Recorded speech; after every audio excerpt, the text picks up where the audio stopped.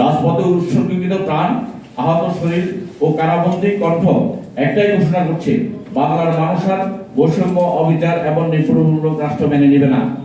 প্রচলিত রাষ্ট্র ব্যবস্থার সংকট, আমলাতান্ত্রিক জটিলতা ও অর্থনৈতিক বৈষম্য নিরসনে তাত্ত্বিক আমাদের নেতা সিরাজুল আলম খান গভীর রাজনৈতিক প্রজ্ঞা ও দূরদর্শন দিয়ে বাংলাদেশের প্রেক্ষাপটে অংশীদারিত্বের গণতন্ত্রের নয়া দর্শন উপস্থাপন করেছেন।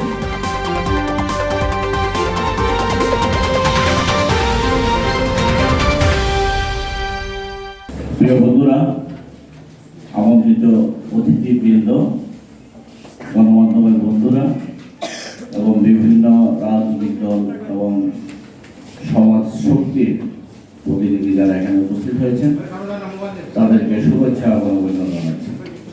আমাদের নেতৃবৃন্দ যারা এখানে উপস্থিত আছেন, আমি একটু পরিচয় করিয়ে দিতে চাই।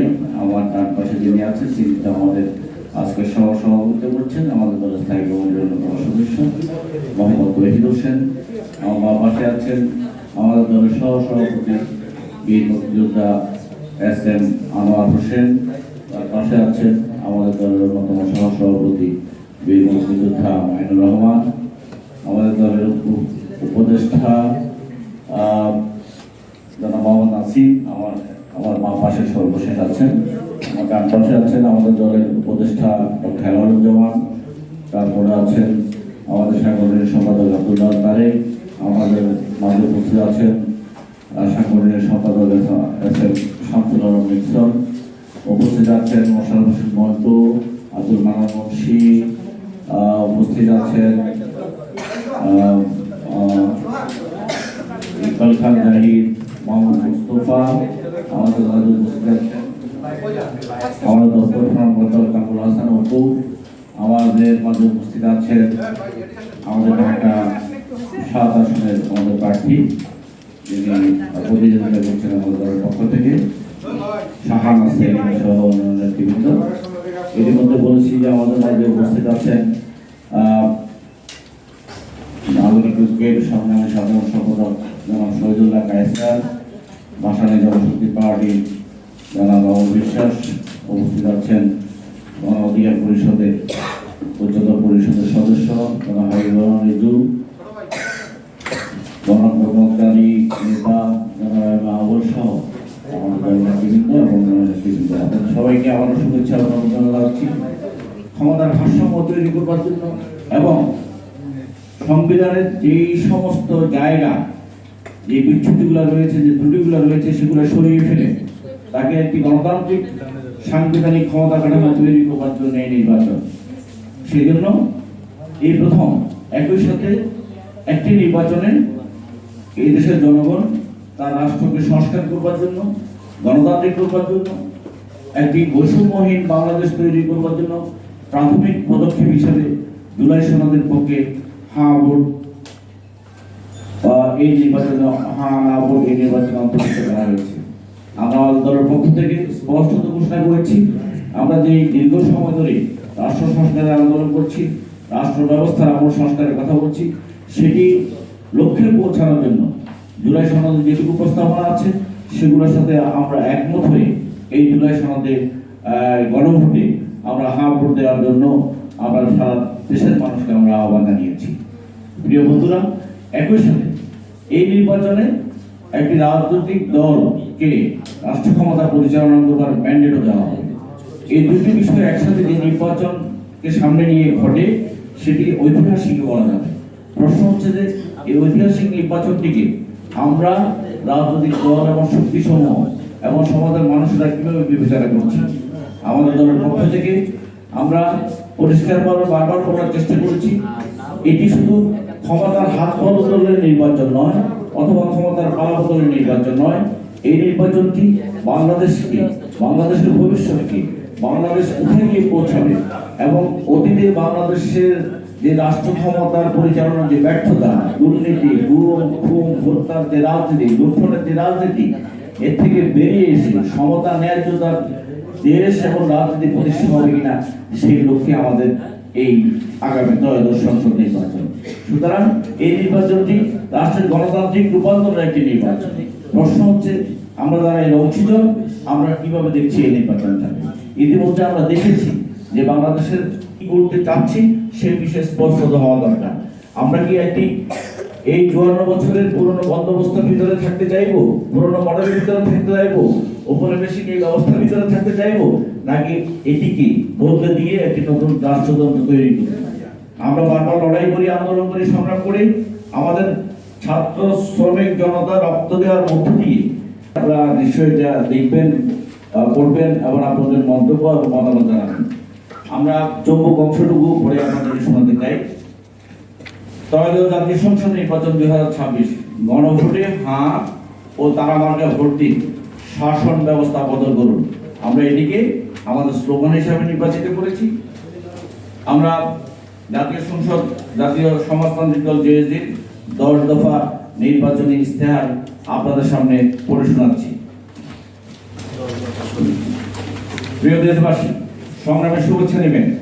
বাংলাদেশের স্বাধীনতা ছিল শোষণ, বৈষম্য ও উপনিবেশিক ব্যবস্থার বিরুদ্ধে জনগণের সার্বভৌম ক্ষমতা প্রতিষ্ঠার ঐতিহাসিক ঘোষণা। কিন্তু স্বাধীনতার অর্ধ শতাব্দীর পরও রাষ্ট্রের কাঠামো, শাসন ব্যবস্থা ও অর্থনৈতিক ব্যবস্থার গভীরে উপনিবেশিক মানসিকতা ও বৈষম্যের শিকড় রয়ে গেছে। ক্রমাগত ক্ষমতা কেন্দ্রীভূত হচ্ছে, রাষ্ট্র জনগণ থেকে বিচ্ছিন্ন হয়েছে, আর সাধারণ মানুষের মর্যাদা, মত প্রকাশ ও ভোটের অধিকার বারবার সংকুচিত হয়েছে। দলীয় স্বৈরাচার ক্রমাগত ফ্যাসিবাদী শাসন ব্যবস্থায় পরিণত হয়। এই বাস্তবতার বিরুদ্ধে জুলাই অভ্যুত্থানে বীর সন্তানেরা জীবন বাজি রেখে বুকের রক্ত ঢেলে দিয়ে স্বৈরাচারী শেখ হাসিনাকে পালাতে বাধ্য করেছে। মুক্তিযুদ্ধের ঘোষণা ছিল সাম্য, মানবিক মর্যাদা, সমাজের সুবিচার প্রতিষ্ঠা এবং উপনিবেশিক রাষ্ট্র কাঠামোর সম্পূর্ণ বিলোপ। সে অঙ্গীকার বাস্তবায়নে রাষ্ট্র ও শাসন ব্যবস্থা দীর্ঘস্থায়ী ব্যর্থতায় জন্ম দিয়েছে 2024 গণ অভ্যুত্থান। এই গণ অভ্যুত্থান বৈষম্য বিরোধী সমাজ গঠন ও জনগণের অন্তর্ভুক্তিমূলক রাষ্ট্র ব্যবস্থা প্রতিষ্ঠার স্পষ্ট ম্যান্ডেট। রাজপথে উৎসর্গীকৃত প্রাণ, আহত শরীর ও কারাবন্দী কণ্ঠ একটাই ঘোষণা করছে, বাংলার মানুষ আর বৈষম্য, অবিচার এবং নিপীড়নমূলক রাষ্ট্র মেনে নেবে না। প্রচলিত রাষ্ট্র ব্যবস্থার সংকট, আমলাতান্ত্রিক জটিলতা ও অর্থনৈতিক বৈষম্য নিরসনে তাত্ত্বিক আমাদের নেতা সিরাজুল আলম খান গভীর রাজনৈতিক প্রজ্ঞা ও দূরদর্শন দিয়ে বাংলাদেশের প্রেক্ষাপটে অংশীদারিত্বের গণতন্ত্রের নয়া দর্শন উপস্থাপন করেছেন। এই নতুন রাষ্ট্র দর্শনের মূল হচ্ছে রাষ্ট্রের সর্বস্তরে জনগণের সর্বাত্মক অংশগ্রহণ এবং জনগণ হবে সকল ক্ষমতার উৎস।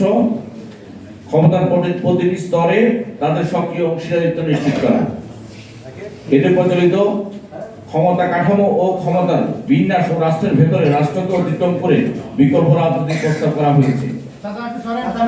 এই বিকল্প কাঠামোই হলো অংশীদারিত্বের গণতন্ত্র, অর্থাৎ প্রচলিত রাজনীতির পাশাপাশি জনগণ কেন্দ্রিক রাজনীতি, যেখানে জনগণ গড়ে উঠবে অনিবার্য রাজনৈতিক সত্তা হিসাবে।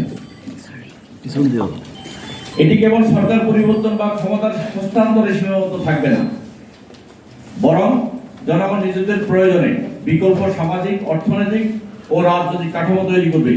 এই অংশীদারিত্বমূলক গণতন্ত্রই প্রচলিত দল কেন্দ্রিক সংকুচিত গণতন্ত্রের সীমাবদ্ধতা অতিক্রম করে ক্ষমতা জনগণের কাছে পৌঁছে দিবে, জনগণের সার্বভৌমত্বকে নিরঙ্কুশ করবে, ক্ষমতা বিনির্মাণে জনগণের ভূমিকা নিশ্চিত করবে।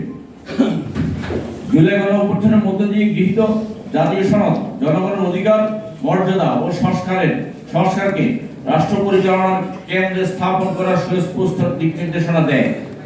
জাতীয় সনদকে সাংবিধানিক ভিত্তি প্রদানের জন্য গণভোটের আয়োজন করা হয়েছে। জাতীয় সনদ বাস্তবায়ন হলে ক্ষমতার ভারসাম্য, স্বাধীন বিচার ব্যবস্থা, নারীর প্রতিনিধিত্ব সহ নাগরিক অধিকার নিশ্চিত হবে। এই গণভোটে হ্যাঁ বলা মানে কেবল সংস্কারের পক্ষে ভোট নয়, এটি ক্ষমতাকে জনগণের হাতে দেওয়ার প্রক্রিয়া। যেটি মনে করে গণতন্ত্র মানে শুধু ভোট নয়, গণতন্ত্র মানে জনগণের ক্ষমতায়ন। তাই এই গণভোটে হ্যাঁ ভোট দিন। ফ্যাসিবাদ পরবর্তী বাংলাদেশকে সরকার বদলের মধ্যে আটকে না রেখে রাষ্ট্র সংস্কারের পক্ষে এগিয়ে নিন। হ্যাঁ মানে অংশীদারিত্বমূলক গণতন্ত্রের পথে এক ধাপ অগ্রসর হওয়া। এই জাতীয় সনদ বাস্তবায়ন মানেই শহীদদের রক্তে ঋণ শোধের প্রক্রিয়া শুরু করা। আর এই প্রক্রিয়া থামিয়ে রাখা মানে ইতিহাসের সাথে বিশ্বাসঘাতকতা করা। জাতীয় সমাজতান্ত্রিক দল জেএসডি দৃঢ়ভাবে বিশ্বাস করে রক্তাক্ত জুলাই গণ অভ্যুত্থানের আকাঙ্ক্ষায় বৈষম্যহীন সমাজ প্রতিষ্ঠার স্বপ্ন বাস্তবায়নের প্রক্রিয়া শুরু হবে অংশীদারিত্বমূলক গণতন্ত্র প্রতিষ্ঠার মধ্য দিয়ে। এটা এমন এক গণতন্ত্র যেখানে শ্রমজীবী মানুষ, কৃষক, নারী, পেশাজীবী, ক্ষুদ্র জাতিসত্তা, প্রবাসী ও তরুণ সমাজ কেবল ভোটার নয়, নীতি নির্ধারক শক্তি হিসাবে রাষ্ট্র পরিচালনায় সক্রিয় অংশগ্রহণ করবে। প্রতিনিধিত্ব হবে শ্রেণী ও পেশাভিত্তিক ও ক্ষমতা হবে বিকেন্দ্রীকৃত। আর রাষ্ট্র পরিচালিত হবে জনগণের সরাসরি অংশগ্রহণ ও জবাবদিহিতার ভিত্তিতে।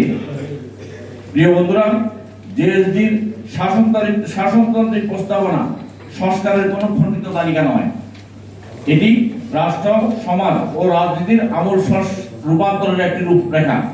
দ্বিকক্ষ বিশিষ্ট সংসদ, ফেডারেল শাসন ব্যবস্থা, স্বাধীন ও শক্তিশালী বিচার বিভাগ, নির্বাচিত স্বশাসিত স্থানীয় সরকার, অংশগ্রহণমূলক অর্থনৈতিক পরিকল্পনা ও সামাজিক ন্যায়ভিত্তিক উন্নয়নের মাধ্যমে আমরা একটি নতুন সমাজ চুক্তি প্রস্তাব করছি। এই রূপরেখার লক্ষ্য একটাই, একটি বৈষম্যহীন মানবিক ও গণমানুষের বাংলাদেশ বিনির্মাণ করা। প্রিয় বন্ধুরা, আমরা এমন একটি বাংলাদেশ করতে চাই যেখানে শহীদদের রক্ত বৃথা যাবে না, যেখানে রাষ্ট্র বৈষম্য উৎপাদনে হাত দেবে না, যেখানে উন্নয়ন মানে কেবল অবকাঠামো বা পরিসংখ্যান হিসাবে বিবেচিত হবে না, বরং প্রতিটি মানুষের জীবনের নিরাপত্তা, মর্যাদা ও বিকাশের সম্ভাবনা নিশ্চিত করবে। এই ঘোষিত অঙ্গীকার পূরণে এবং জুলাই গণ অভ্যুত্থানের মধ্য দিয়ে গৃহীত জাতীয় সনদ বাস্তবায়নের সংগ্রামে জাতীয় সমাজতান্ত্রিক দল জেএসডি এক নিবেদিত কাফেলার নাম। সমাজ রূপান্তরের ঐতিহাসিক অভিযাত্রায় আমরা দেশের গণতন্ত্রগামী, বৈষম্য বিরোধী এবং স্বাধীনতা প্রিয় ছাত্র, যুবক সহ সকল নাগরিকের সক্রিয় সমর্থন আশা করি। আমরা শুধুমাত্র ক্ষমতা পরিবর্তনে বিশ্বাসী নই, আমরা শাসন ব্যবস্থার রূপান্তরে বিশ্বাসী।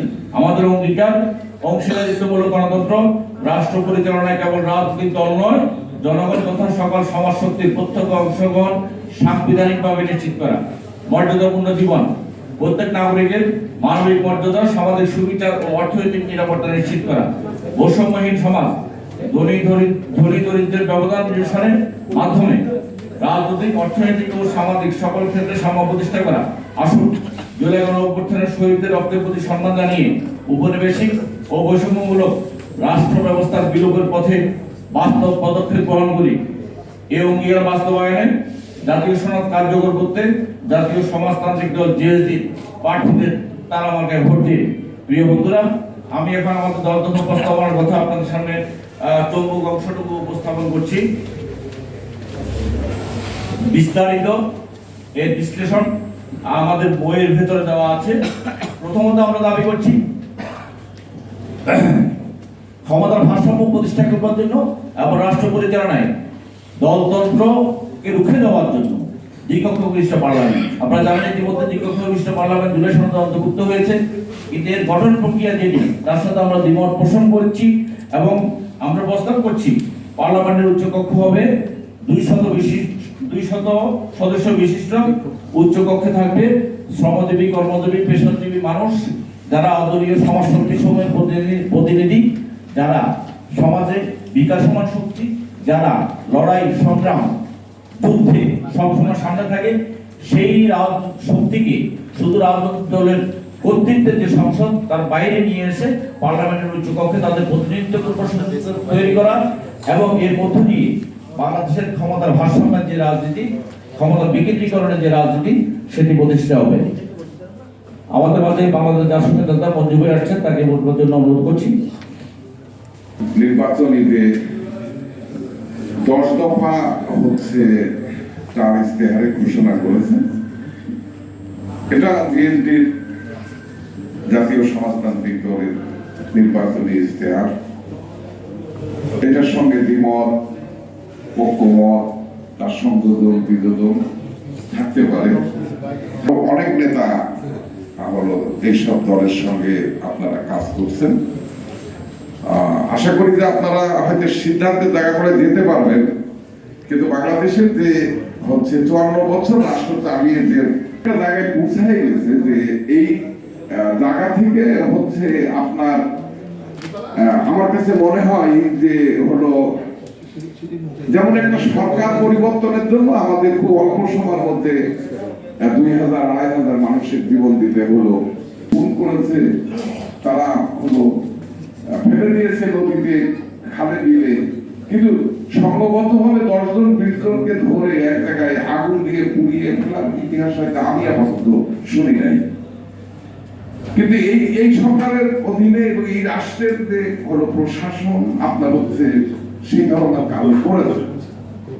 আমরা মনে হয় যে সংস্কারের কথা বলছি, এই সংস্কারের মধ্যে দিয়ে সেই পরিবর্তনটা আপনার হচ্ছে আমরা যেভাবেই বলি না কেন, যেভাবেই বলি না কেন, আমাদের দরকার হচ্ছে একটা পরিবর্তন। কারণ দেশটা কৃষি প্রধান দেশ থেকেই আসে, কিন্তু এই ব্যবস্থাটাকে যদি আমরা হচ্ছে পরিবর্তন করতে চাই এবং জনগণের স্বার্থে যদি কাজে লাগাতে চাই, তাহলে বিএনপি যে দরদফা ঘোষণা করছে তার অংশগুলো এখানে অবশ্যই প্রয়োজন, কিন্তু একটা বিপ্লবী এবং একটা পরিবর্তনের ধারাতে আগায় যাওয়ার জন্য আমার মনে হয় এটা একটা দেশ